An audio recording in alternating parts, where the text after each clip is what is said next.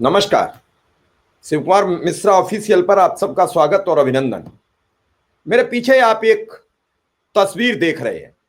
ये तस्वीर उत्तर प्रदेश की राजधानी लखनऊ के एक प्राथमिक विद्यालय में पढ़ाने वाले शिक्षा मित्र विजय कुमार वर्मा की है, जो वीएलओ थे मतलब शब्दों पर ध्यान देना, थे यानी बूथ लेवल ऑफिसर थे, जिन्हें एसआईआर की जिम्मेदारी दी गई थी। आज उनका ब्रेन हेमरेज के चलते निधन हो गया। उनकी मौत के बाद उनकी पत्नी ने जो बयान दिया है, उसे सुनकर सरकार को, चुनाव के अधिकारियों को चौंक जाना चाहिए। उनकी पत्नी ने कहा कि वो काम को लेकर अत्यधिक दबाव में थे, मानसिक तनाव में थे।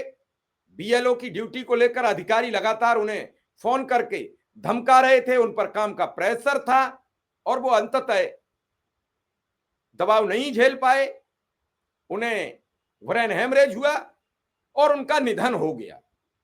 इस शिक्षा मित्र के निधन पर स्पेशल कवरेज न्यूज अपने सभी दर्शकों की ओर से, अपने सभी और साथियों की ओर से हार्दिक शोक संवेदना व्यक्त करता है।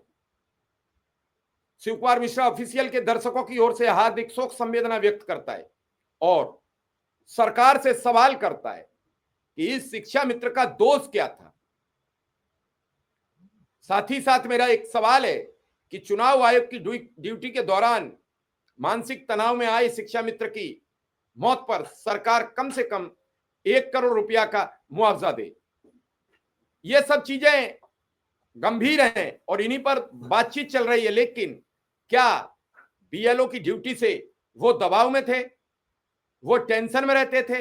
इन सब चीजों को लेकर कई तरीके के सवाल उठ रहे थे और लोग सवाल कर रहे थे। यह घटना उत्तर प्रदेश की राजधानी लखनऊ के मलियाबाद के प्राथमिक विद्यालय सरावा के शिक्षा मित्र विजय कुमार वर्मा की, जो कि बूथ लेवल ऑफिसर थे, बीएलओ थे, ड्यूटी के दौरान कथित तौर पर अत्यधिक काम के दबाव के कारण ब्रेन हेमरेज से मौत हो गई।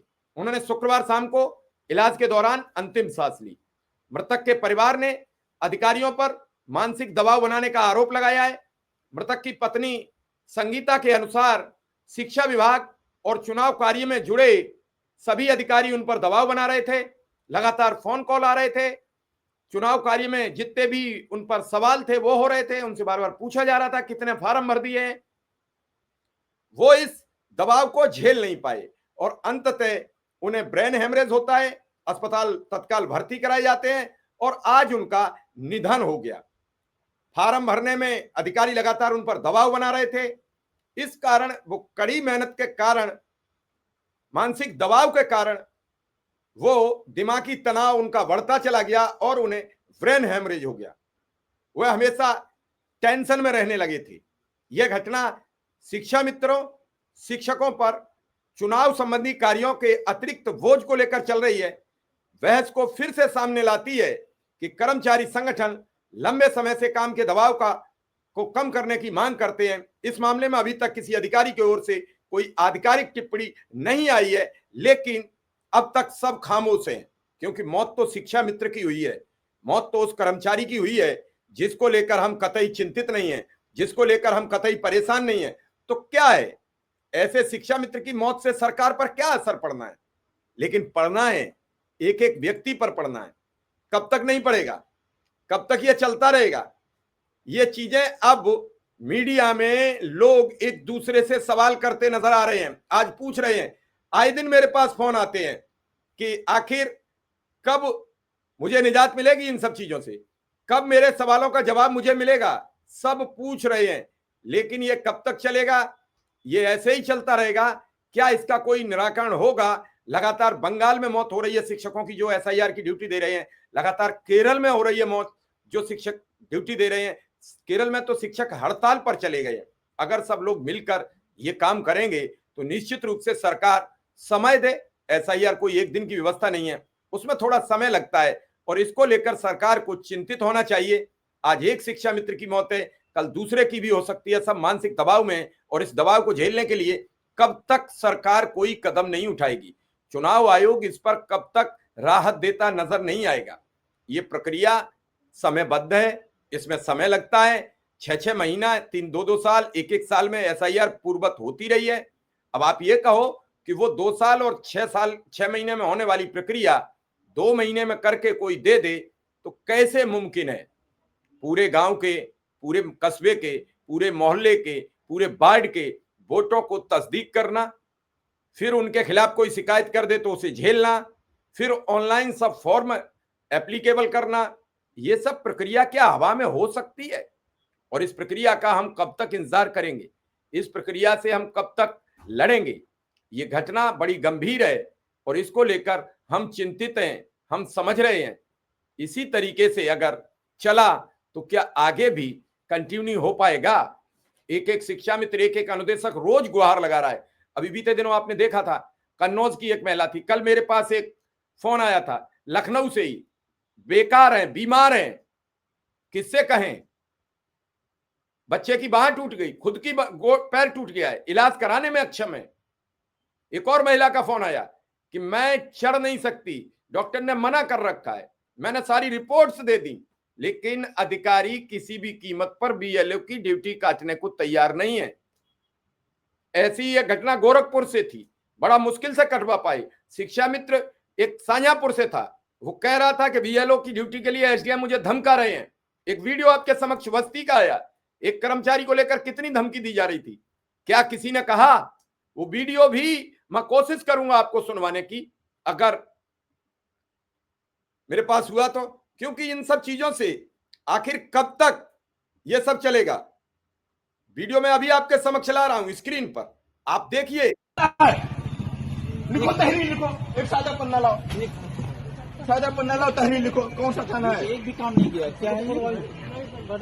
क्या हो? तहरीर लिखो, एक पन्ना लाओ, तहरीर लिखो तत्काल। और उसमें ये भी लिखना कि विभागीय अधिकारी वीडियो इन लोगों के द्वारा कोई सहयोग नहीं किया गया, इसलिए 0। इनके खिलाफ भी, इनके दोनों लोगों के खिलाफ मुकदमा लिखो, लाओ तहरीर लाओ। नहीं, FIR करिए इसमें कोई भाई, तुम क्या हो?